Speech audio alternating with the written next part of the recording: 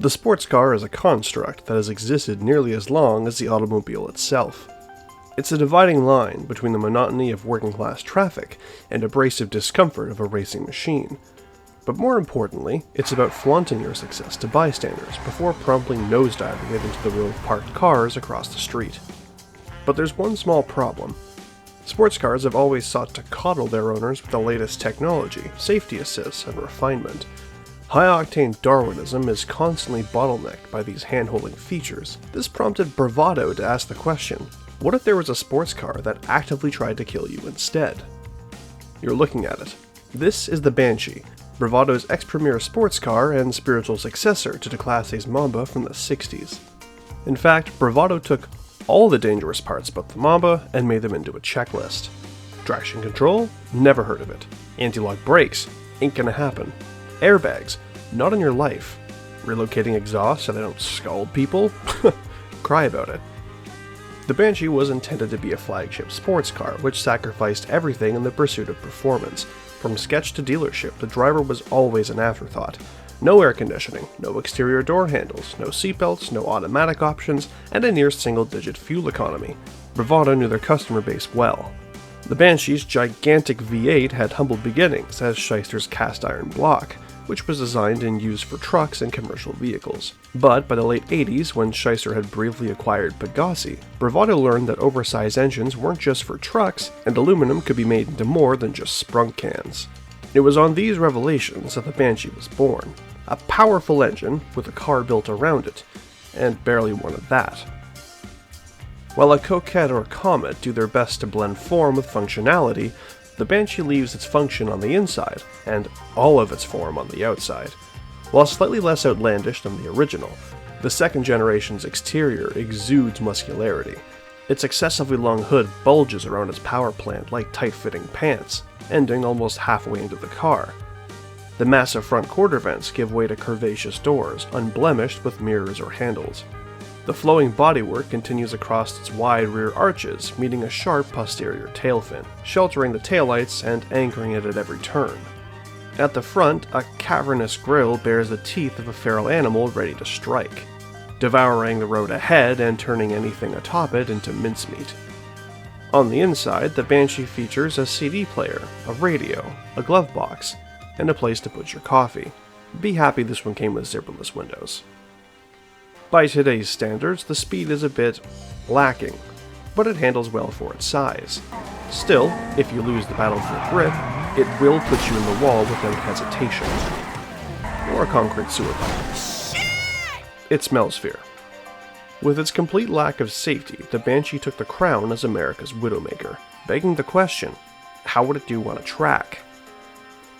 Enter the 900R, the Banshee's wider, faster, and deadlier cousin.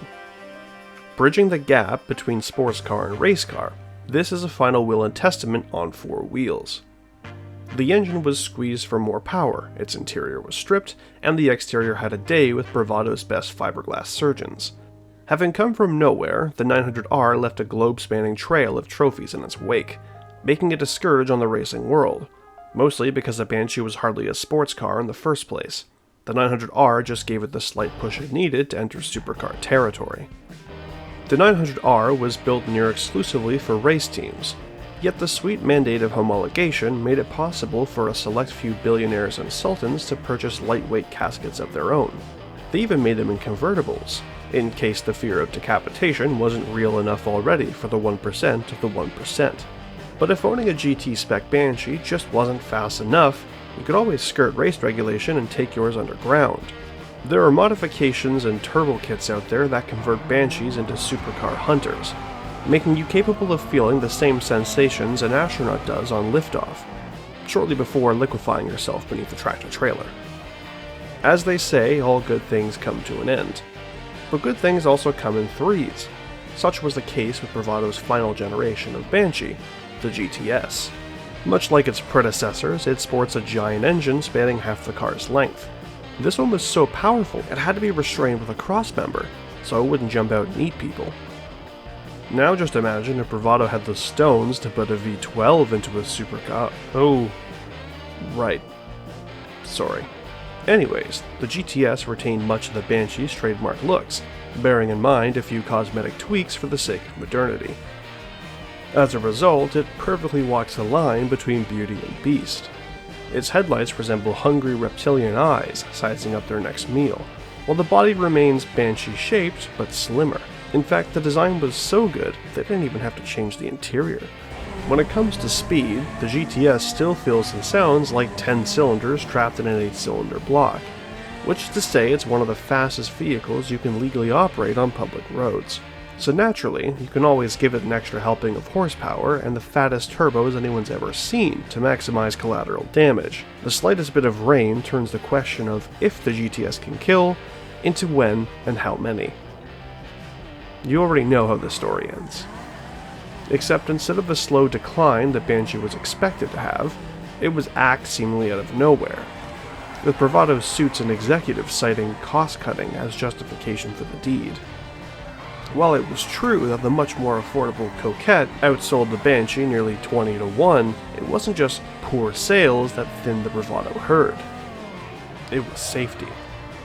Like an old desperado the law had finally caught up with, the Banshee was gunned down where it stood with fierce regulation. Mandated airbags, stability control assists, and backup cameras all threatened the very principle the Banshee stood for: maximum power, minimum comfort. And while there will always be a Banshee-shaped hole in our hearts, at least it went down on its own terms.